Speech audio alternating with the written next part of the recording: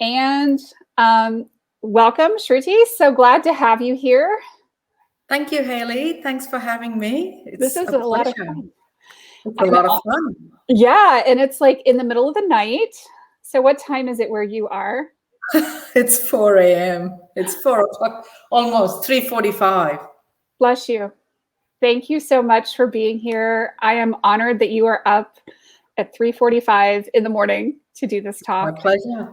This is awesome. Welcome, Shruti. And I'm going to bring the stage over to you and let you have the stage. I'm so glad to have you here. Thank you. Thank you, Haley.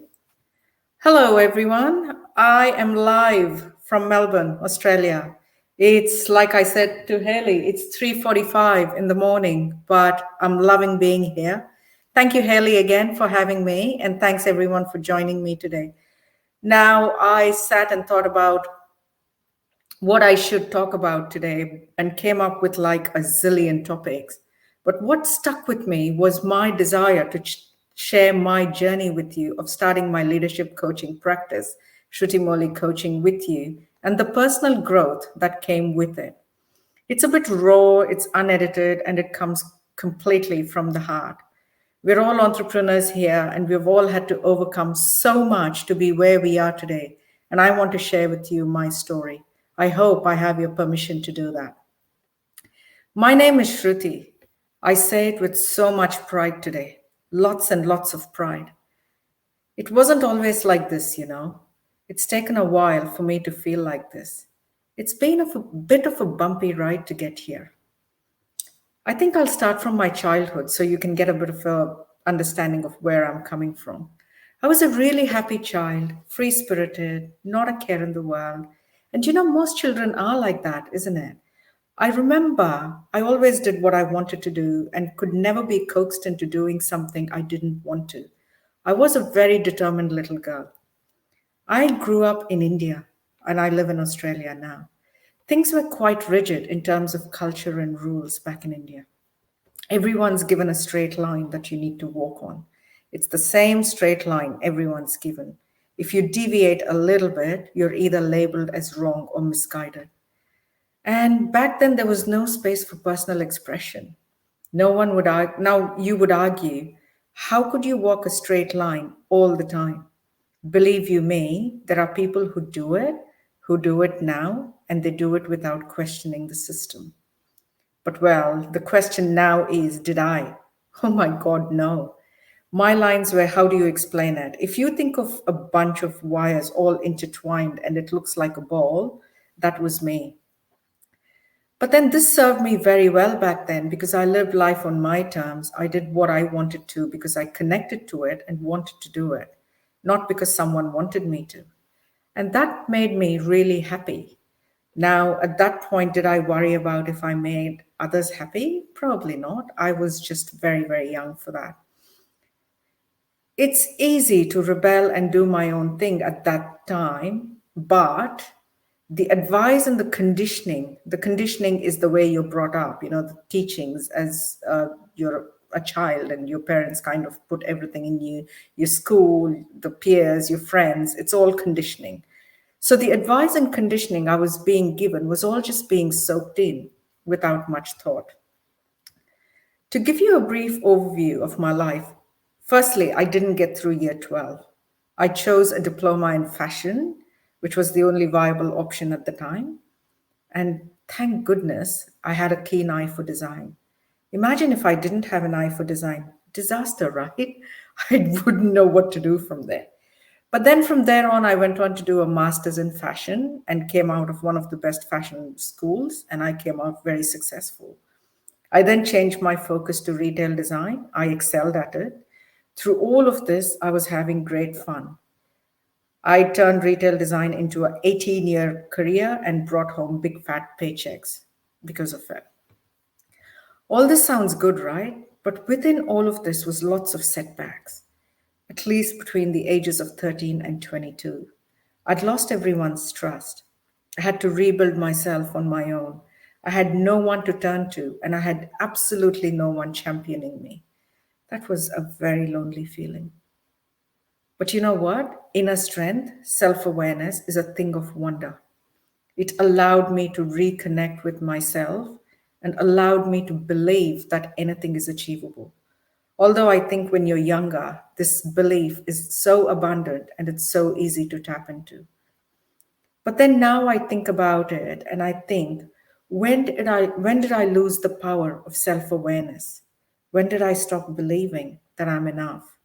When did I start caring about what was good for others and not for me? And when did I start feeling shameful of who I was and what I did? Now, when did my perceptions of myself change? Think about it. I'm sure we've all felt this at some point. I have no clear idea of when all this happened, but knowing what I know today, I think I understand. While I was growing up, my way of reacting to rules and conditioning around me was rebellion. But that doesn't mean I wasn't soaking in everything around me. I was taught to put others first, listen to our elders without questioning, and do certain things because that's the way things were done, and that was the norm. Strength based living and empowering children to be who they wanted to be and bring out their potential was not a resource available back then. Don't get me wrong, I'm actually not having a go at my parents or their style of parenting. Actually, for their times, they were quite liberal. I had a choice to make my own decisions most of the times. But then there were some restrictions and norms I had to follow. What I'm merely stating is our childhood conditioning plays a massive role when we're adults. It's kind of like a vicious cycle because things we're discouraged as children, we don't like to own them as adults. And if we do come across it, we feel guilty for owning it. And we also project our limitations onto others, and we don't want them owning them either. You see the vicious cycle here? I'll share an example with you.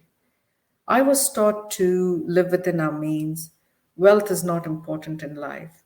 The mantra I was taught was to study well, get a secure job, rely on a sustainable paycheck, and everything else, like running a business, was a skill set that we as middle class people did not have access to. And you know what? That's exactly what I did. I studied, I got a job, I did really well for myself. And even without me realizing, I think you've realized by now that my conditioning had come into play. We've touched on conditioning and the rules and the norms society puts on us. Now let's talk about the roles that we take on in our lives, such as, playing the hero or a scapegoat, or the biggest one we all play is a people pleaser. Have you wondered why we adapt these roles and put on a mask or a facade? It's a very interesting concept. And there is a model in coaching called the core, crud, and crust theory. And it explains the roles we play quite well. The core is where your self exists, like your actual self. Self actualized people and self aware people always come from the place of their core. This is why they exude confidence and are successful in anything they do. It's where your strengths live, your truth and security lives, and it's where you feel connected, thereby bringing about passion in everything you do, and you have the drive to do something and do it your way.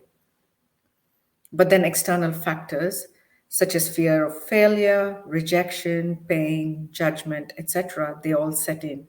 And this stems from the four universal fears which we should be aware of is the fear of not being enough, the fear of not belonging, fear of not being loved or being judged. And to protect ourselves from these fears, we develop a layer around us called the crud. I call it the crud. And then we think we can get rid of this crud because we're so desperate to get into the core, but it only causes further stress and anxiety and disconnection because we've formed this crud. And this further stress and anxiety and disconnection results in us protecting ourselves with a thicker layer around us. So we put on a thicker layer, and I call it the crust, which is merely the roles we take on to mask who we are really and to showcase people that, hey, look, this is me. This is me. I'm still trying to operate from my core, but it's not. And we do this because we want to be accepted as part of the society. But who does this actually serve? Think about it. No one.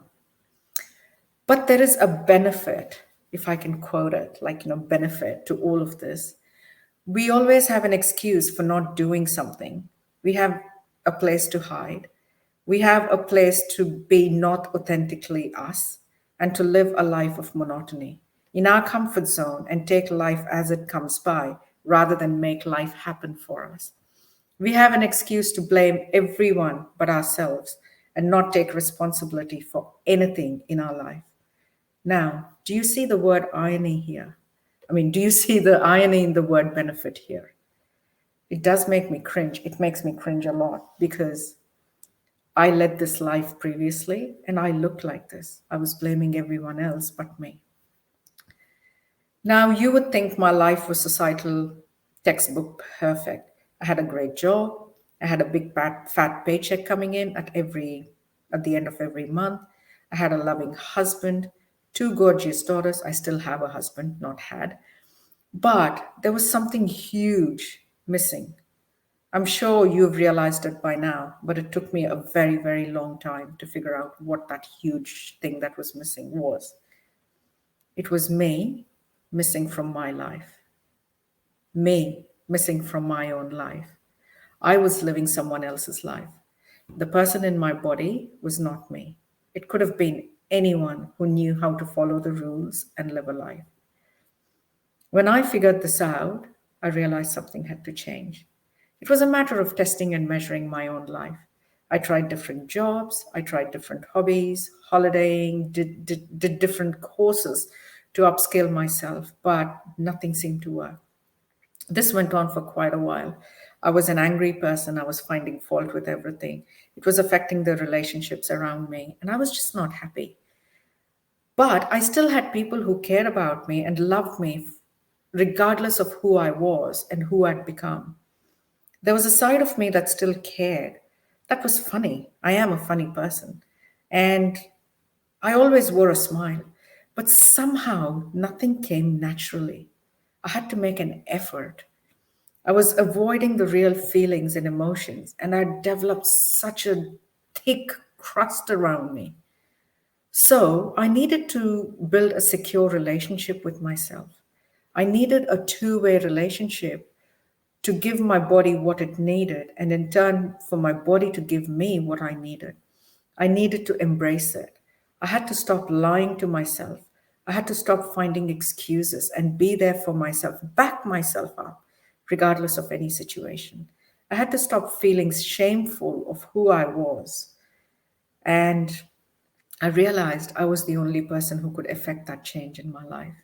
And for that, I had to change my perspective, celebrate my wins, achievements, rather than point out what was missing. I really wanted to be the leader of my life rather than just react to events that was happening to me. I hope the people who are listening, you resonate with a few things that I'm saying here. So realizing this was one thing, and then putting it into action was a whole different thing. I knew I had to do something. So where did I start? Where do you think I start? I tapped into Mr. Google. I asked Mr. Google a question. How do you find fulfillment in your career? Again, due to my thought process and conditioning, of course, I thought I was doing something wrong with the roles and I had to do something completely different that would fulfill me. After a number of suggestions, Mr. Google said find a career coach. I'm a very, very obedient human being, you see. And Mr. Google, of course, he knows best. And we have to follow his advice, right? So I started looking for some coaches and spoke to several people. And I settled on a coach who came very highly recommended. I thought this would be the turning point in my life. And meeting her once would change my life because she would show me the direction that I wasn't being able to see for myself. And how exciting was that? The day arrived, I was there at the meeting 15 minutes early, and she arrived, and I talked and talked and talked and talked and spilled my heart out, only to realize that I didn't care about my retail design career anymore. That was a very hard pill to swallow because that's all I knew. That was my job. That was my living. That was my bread and butter. So I decided to see another coach, and then after that, another one. Hilarious, right? Look at my thinking here. So, three coaches, and $1,000 later, I'd learned something valuable. The turning point in my life and the new direction in my life was something I had to figure out. The coach was there to guide me and support me, but I had to reconnect with myself. And the process had to begin internally within me. It had to be an intrinsic one and not an extrinsic one. Now, you see, I wasn't a self help, self development kind of books girl. For me, reading was fiction, which had blood and gore, and everything else was rubbish. All the other books were rubbish. Boy, was I wrong. So, what does a woman with my beliefs do now? Of course, more Googling. Geez, I even feel embarrassed saying that. I did more Googling, and this time maybe I asked some right questions, but then I got some really, really good pointers to start looking at some successful people. So then I started looking at some successful people and looked at what they did to get to where they were. To put it simply, they believed in themselves, they followed their dreams, they put in the hard work, showed up every day, regardless of the situation, and they backed themselves on every decision they made. I took all of this on board and made a conscious effort to do things differently. I started to rediscover and reconnect with who I was and who I wanted to be, my true self. So I quit my retail design job. I discovered people who would champion me every day. So I reached out for help. And then for the next few days, I just did what I felt like doing, even if it meant being in bed all day, every day, binge watching Netflix. This meant I was actually giving myself permission to be who I wanted to be on that day. But whilst I was giving myself permission to who I wanted to be every day, slowly but steadily, I was becoming the person of the future. I was beginning to realize that I am not my conditioning. Me and my conditioning are two different entities. Through this awareness, I realized I had a choice. I had a choice. And the choice that I made from that day forward would shape the world the way I wanted it to be, and I could be whoever I wanted to be. And that was the biggest revelation of my life. At that point, my future path became very clear, and I knew I wanted to be a coach and help people find their true selves. I wanted to make their journeys a bit easier than mine and help them overcome their challenges and blocks and live life they chose to live, not something that someone else designed for them. So I signed up with the Coaching Institute and started to study and practice becoming a coach. So, up until this point, I'd dropped my crust, I'd peeled off my layers, I'd felt all the emotions, I had healed, and I'd reconnected to myself. I had tapped into my strengths, I had connected with the real me. And for once in my life, I was not afraid to do new things. I was ready to embrace uncertainty, and I was willing to put in the effort to make this happen for me. I was going to do what I wanted and what made me happy. I had somehow developed this secure relationship with myself where I was listening to my body, my emotional needs, and I was giving my body all that it needed. And in turn, my body was giving me the strength, the mental power, the creativity, the resilience, everything that I needed for me to begin this brand new journey of my life. And how awesome is that? The biggest thing to remember here is that our body is designed to feel every feeling. It's designed to feel every emotion and it stores every single one of them. The moment we allow our body to feel and experience them, the body heals and it gives back in abundance. Anyways, I haven't looked back since joining the Coaching Institute. I've modeled successful people and do everything they would do. I believe in myself. I have a dream. I put in the hard work. I show up every day, regardless of the situation, and I back myself up on every decision I make. I have a coach and I also have a mentor. They support me in my journey, and I'm constantly challenging myself. I now proudly own Sruti Mouli Coaching, and I specialize in leadership and business coaching on one side and personal development coaching on the other side. They both go hand in hand. I work with small businesses and leaders within the business, and I also work with C-suite executives. And I'm having so much fun whilst running this business. I am living my dream, but more importantly, I'm changing people's lives one at a time. I'm fulfilling my purpose and I'm living my purpose. Is it perfect? Is anything perfect on this planet? No. Is it a struggle? Of course, it is a struggle every single day. Is everything I do successful? No, it's just a test and measure on a daily basis. And does everyone around me understand and support me? What do you think? Of course not. It's a big no. But what matters is I know my purpose. I know my values and I know my beliefs. I now live life by my design and stems from my purpose. It's a fulfilling life. I'm the happiest I've ever been, and so is my family. Now, this again is a very good outcome, but I'm not at the end point yet. I'm not even 20% of where I want to be, and I don't know what it looks like yet. But I'm happy to embrace this uncertainty. And I have put in a conscious effort every single day to make life happen for me and not to me.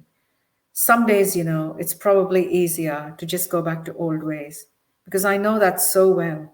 I can repeat that every day. But who's going to lose from that? It's me and no one else.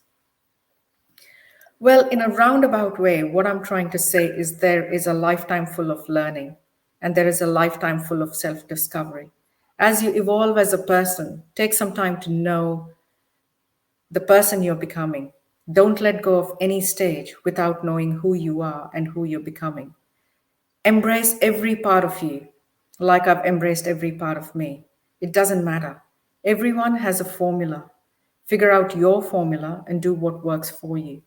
Reach out, ask for help, seek support, and talk about your feelings and emotions. And don't do it yourself. You don't need to do it all by yourself. Give yourself to be just you and only you.